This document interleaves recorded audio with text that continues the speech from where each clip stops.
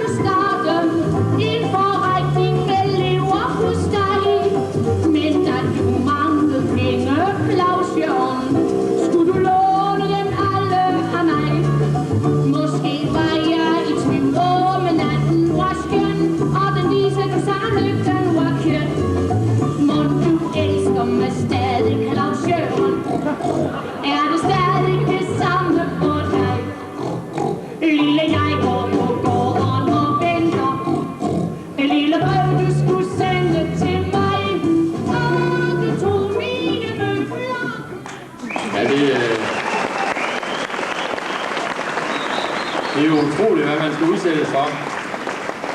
Men cirka 10 år senere gik en anden entreprenør rundt i Gellerup og overvejede situationens alvor. Og det var virkelig mørke skyer, der trak op over vores lille land. Depressionen havde gått fast. Danmark havde 200.000 arbejdsløse. 225.000 af vores kommende kunder levede under eksistensminimummet, altså bønderne. Og truende strejker og lockouts førte til det, der senere skulle vise sig at blive et af de mest kendte politiske forlig, Kanslerlegatforliget. Men alt dette kunne ikke forhindre Sigfrid Kølbæk i den 2. januar 1933 at starte selvstændig virksomhed, Gellerup Maskinværksnedkeri, med specialproduktion rugemaskiner. Og det var derfor heller ikke længe før virksomheden skiftede navn til Rugemaskinefabrikken Funke. Og det var ikke det rene pjat. I løbet af de første 3 år blev der produceret og solgt 384 rugemaskiner i størrelsen op til 6.000 æg. Har man sagt rugemaskiner og æg, skulle man også gerne kunne sige kyllinger. Har man sagt kylling, så skal man også sige bamse. Har man sagt bamse, skal man også gerne kunne sige lækker steg.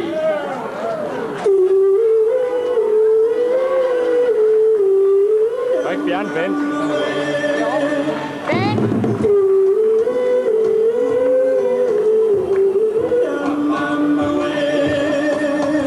For helvede, Ben.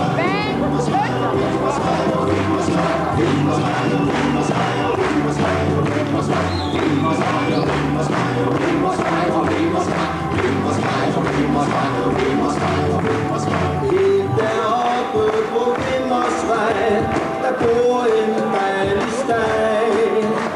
Hun går rundt af hele huden, bukser, lige noget for mig.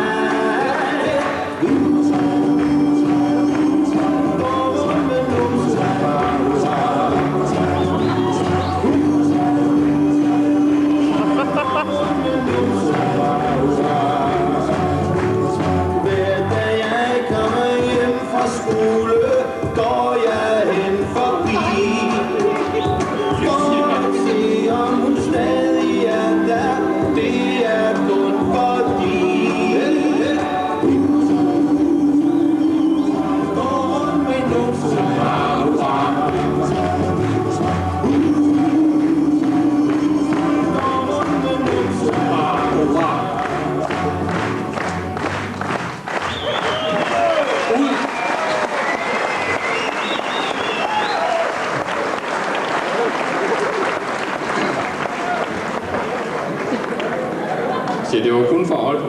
men det skulle vise sig, at det stoppede musikken. 40'erne, så kan I godt slappe af. Dem husker vi jo bedst for de 5 mørke år. Men det blev samtidig en periode, hvor idérigdom og fleksibilitet kom til at stå i højsædet. Rugemaskinesalget gik totalt i stå. Hvad gør man så?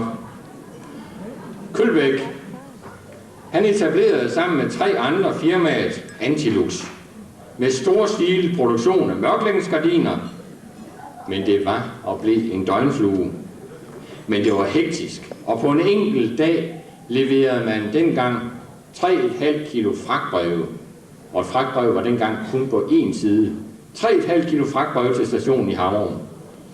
Fra produktsortimentet herefter kan nævnes, for man skulle jo finde på noget at lave, brændekurve, indkøbskurve, kælke, kravlegårde og meget andet. Kølbæk optog i 43 en kompagnon, Ejler Asgaard, og firmaet blev ændret til Trævarefabrikken Funky IS. I henholdsvis 1941 og 1944 ansatte Kølbæk og Asgaard Poul Christensen og C.F. Petersen som henholdsvis salgs-, administrationsleder og produktionsleder. Og vi har de 2 med i dag. CF har vi set på podiet. Poul Christensen, han sidder også dernede som en af de aktive seniormedlemmer. Se, tidens musik dengang, man skulle jo have noget at få tiden til at gå med, det var swing. Og det hotte navn, Leo Mathisen. Må vi præsentere Leo the Lion.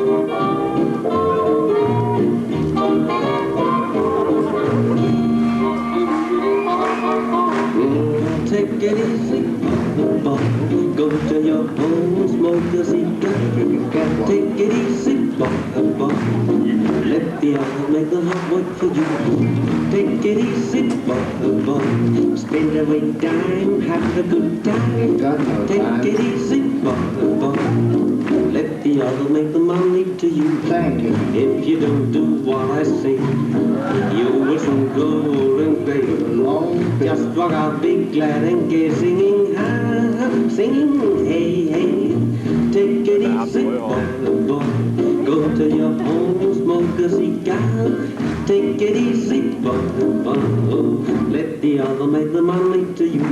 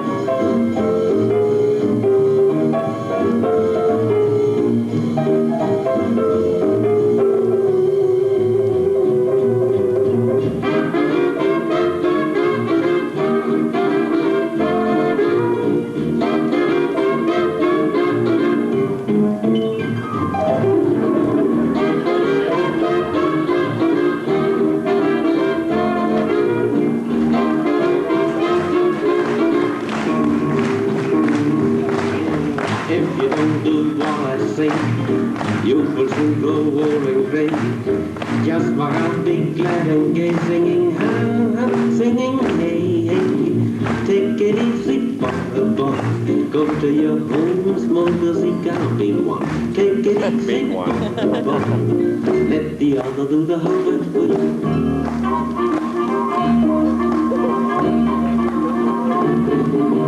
I'm sorry, but I ain't got no cigar. Leo the Lion.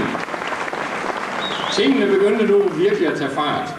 Brockher Stalby er ikke etableret endnu, men de første spæde skrig høres. John ser dagens lys i 1952. Den 1. august 51 blev Funky omdannet til et aktieselskab med en kapital på 240.000, og Kølbæk og Asgaard henholdsvis teknisk og merkantil direktør. Eksportsalget var dominerende, og andelen var op omkring 60%. Et forhold, som holdt sig helt frem til, at Danmark tilsluttede sig EF i 72. Det var derfor naturligt at etablere sig udenlands. Og det skete ved oprettelse af Funky klædningsmaskiner i Sverige, samt Kagi Asgard i Tyskland. Hovedproduktet er fortsat kobindsler i Dan, samt rugemaskiner i Funky. Men i slutningen af 50'erne ser de første automatiske fodringsanlæg til fjerkræ dagens lys. Det var også den periode, hvor reklamefinansieret Merkur Radio havde sine gyldne tider fra internationalt farvand i Øresund. Til nutidens reklamer, de lyder helt anderledes.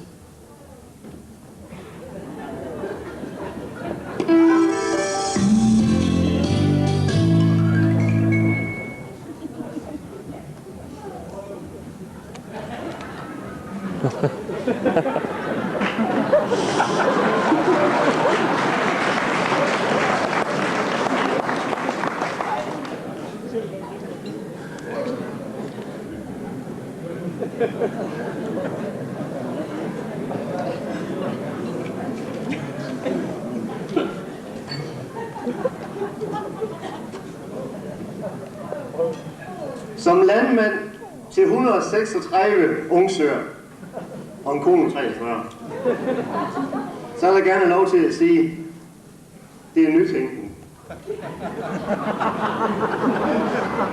Først jeg tænker, det du ikke. Men når man så ligesom vægter den i sin hånd, så virker den utrolig tynd i gods. Men straks jeg prøvede den, så opdagede jeg, at det føltes meget tørre.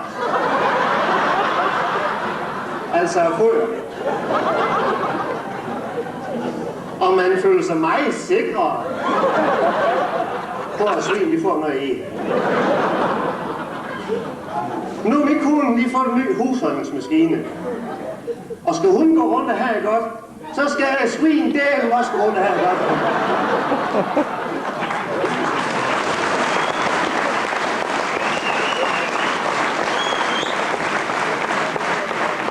Så når jeg møder andre landmænd, så siger jeg til dem, prøv den! Prøv den! Den er simpelthen utrolig god. Sådan en automat.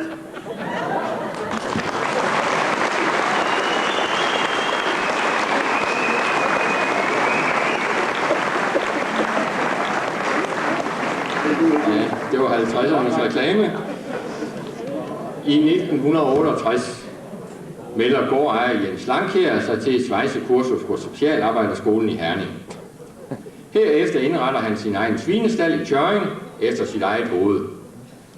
Og kan man producere inventar til sig selv, kan man vel også gøre det til andre. Som sagt, så gjort. Parallelt inventar svineproduktion på gården i Tjørring. Det første automatiske svinefodringsanlæg kommer på banen i 1963, baseret på samme princip som fjerkræfodring, kædetræk i lukket rør. Nordisk Ventilator etablerer i slutningen af 60'erne en landbrugsventilationsafdeling, hvor det tidligere Dansk Akkumulator- og Elektromotorfabrik var grundstenen. Landbrugsafdelingen fik navnet Fristamat. Virksomheden havde da til hus i Højby ved Langeskov, men produktionen blev varetaget af moderselskabet Nordisk Ventilator i Næstved. Den 1. april 67 fik Funky ventilation på programmet, og i 69 lancerede man Mammut-rugmaskinerne med en kapacitet op til 120.000 æg. Den ikke vil udbygge sin position på eksportmarkederne, især Tyskland, Finland og Schweiz, og i Danmark var markedsandelen i nærheden af 80%. På det tidspunkt stod Tyskland eksportmæssigt i skyggen af Sverige. Men gennem et solidt benarbejde grundlagde de allerede dengang indtagelsen af førerpositionen. Se blot.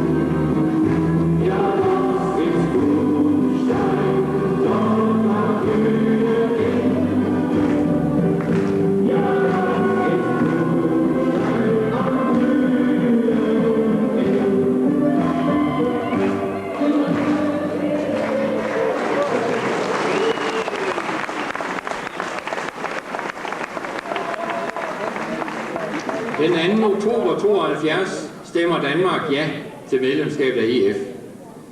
Og det skulle vise sig at blive startskuddet til en eksplosion i dansk svineproduktion. I 73 sælger Køllebæk og Asgaard deres aktier i Funke til Gascoigne Gusendent i England, og det skulle vise sig at få afgørende indflydelse på etableringen af dansk staldindustri. I 1977 sælger Jens Langkjær sin gård og bygger i Vildbjerg en helt ny fabrik til J. Langkjær Staldinventar. Et par år senere bliver Langkjær Staldinventar landsdækkende. Det vil sige, at Jens Langkjær har besluttet sig til at starte eksport til Sjælland.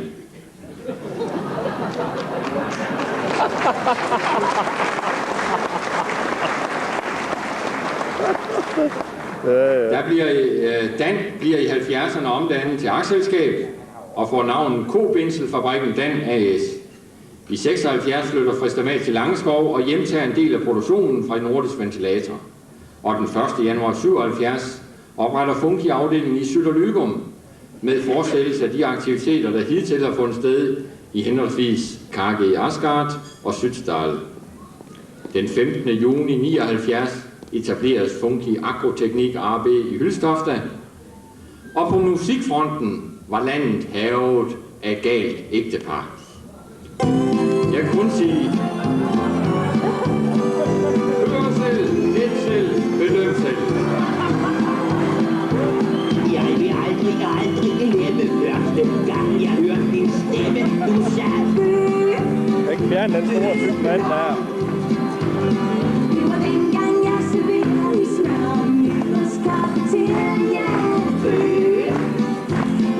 Beløg. Har du så på mig, spurgte, hvad dagens var om dag? Og du svarede med de ord, de var så sjovt, da du sagde. Beløg. Kom med spejle, gamle sovs og syltetøj. Beløg. Dans var der beløg.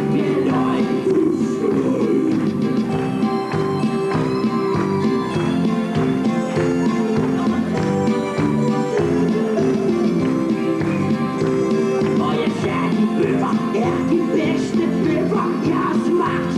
Og så vidste jeg, vores hjerner stod og slog i samme takt. Beløg. Med kartofler med spejle, og med sovs og syltetøj. Nu er batteri. Oppe i bordet, der er der en løg. Ja, det hjælper ikke. Ja, så hver gang jeg nu ser dig, er du som min stemme ser mig. Derovre ved, hvor der ingen vinduer i. Og når du lige så langsomt sænker blikket, ved jeg, hvad du tænker. Beløg. For jeg tror, at der i danske hjerter inderst inde gror noget smukt, som kan siges ganske enkelt med de tre små ord. Beløg. Med kartofler med spejle, og med sovs og syltetøj. Beløg.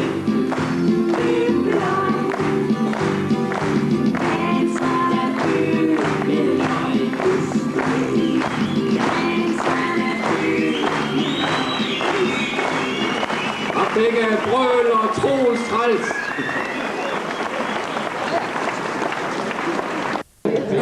Forandring til Dan Egtved. I 1986 bliver Fristamat solgt fra Novenco, og hovedaktionær med 47,5% af kapitalen, J. Langkjær Staldinventar. Allerede 3 år før, i 1983, var Langkjær gået på børsen som et af de første selskaber på den nye Børs 3, og nu går det bare stærkt. Afdeling Øst etableres. Østergaard forsøgs- og demonstrationsbrug, BTR osv. osv. Det hele kulminerer i 1988, hvor en flok rige onkler sikrer tilstrækkelig kapital til køb af Gråkjær Staldbyg, køb af Funke, der dermed kom hjem til Danmark efter 15 års engelsk herredømme, fusion af Fenø og Langkjær, køb fra Fristamat og køb af Dan Egtved.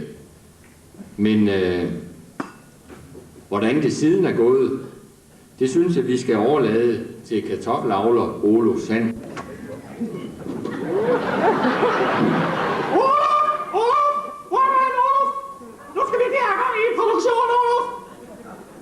Det er vores dag. Jeg har gang i produktion. Hvad har du? Det var da nyt. Hvad laver du, Olof?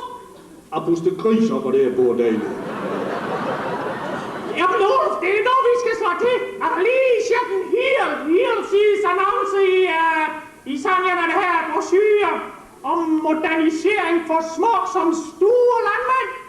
Det er nok med den rivende udvikling, du ved nok. En helt sides annonce, Olof. Ja, det er vores dag.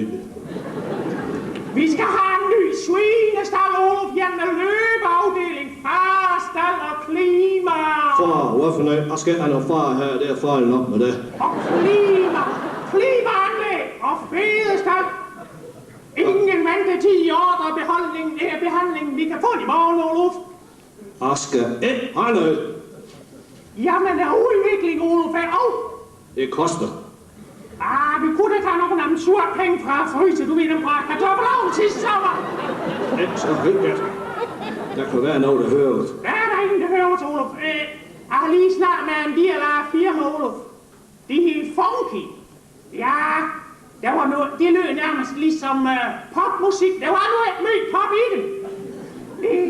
Men der var mange derude. Der var man, der kunne høre, hvordan de knævede ret i baggrunden. Man kunne næsten høre, hvordan de så fint ned.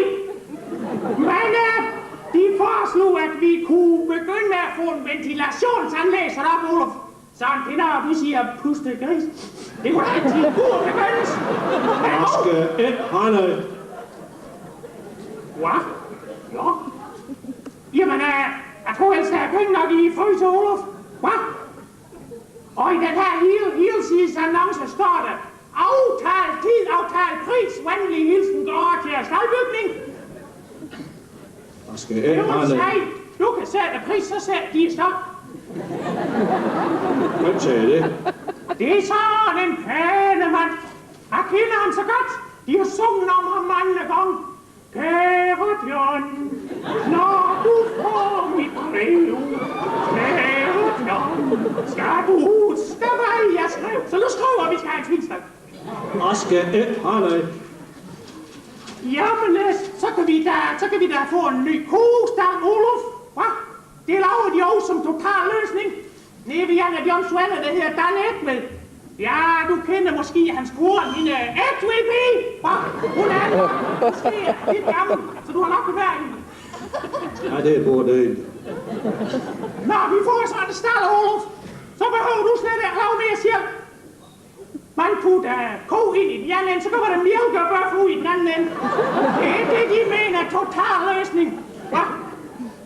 Jeg tror godt nok, jeg er bøf og steak, så helt arbejdsløs, det bliver jeg. Det skal nok komme. Det er den rivende udvikling, Olof. Og ved jeg. Hør nu, hvad der står i den her hele annonce af Olof. GmbH i Tyskland er Olof. Det er godt nok moderne, Olof. Så kan han nok få en ny BH med i handen. De kunne også godt trænge til. Men det har jeg nok regnet med. Det er smarte og... Hvad? Det kunne ske, at man kunne være heldig for ham, John, til at tage med hjem. Han skulle være svur til at forhandle og alle sprog. Polsk og tysk og hvad det her. Dem der hører de sikkert, når de lyder Jens det hele. Så nærmest lidt midtjysk, men bare det er også en slags international sprog af Olof. Det er både det. Jeg tror desværre at få brug for min foodprocessor, når John han er været her. Der står i det her fine katalog lige inde derovre, fodercentralen. At funky, de laver slet ikke musikanlæg, men foderanlæg. Det er smarte og så skal der bare trykke over knapper. Vi har den her moderne computer, og der blev gåsestreg fra alle det der Olof, ja. Og jeg kan da også lave nogle ævlskyver. Autofil står der her. 4200 S. Det vil sige, at jeg kan lave 4200 ævlskyver. Det skulle være nok til, at vi kunne invitere Benny og besøge hende. Hvor er hånden? Det er sådan bare ligesom lidt skuffet Olof. Jeg har ellers lidt ned ved Gorkjær og snart med direktør. Det er godt nok, den er fikst til, Oluf. Det var ligesom det, vi er på der. Og hun sagde, at hun sagde... Så er det hun? Jamen, en mand? Nej, slet af, Oluf. Og hun sagde... Ja, det er bare dejligt. Men lad os nu komme hen og se, hvordan totalt løsning.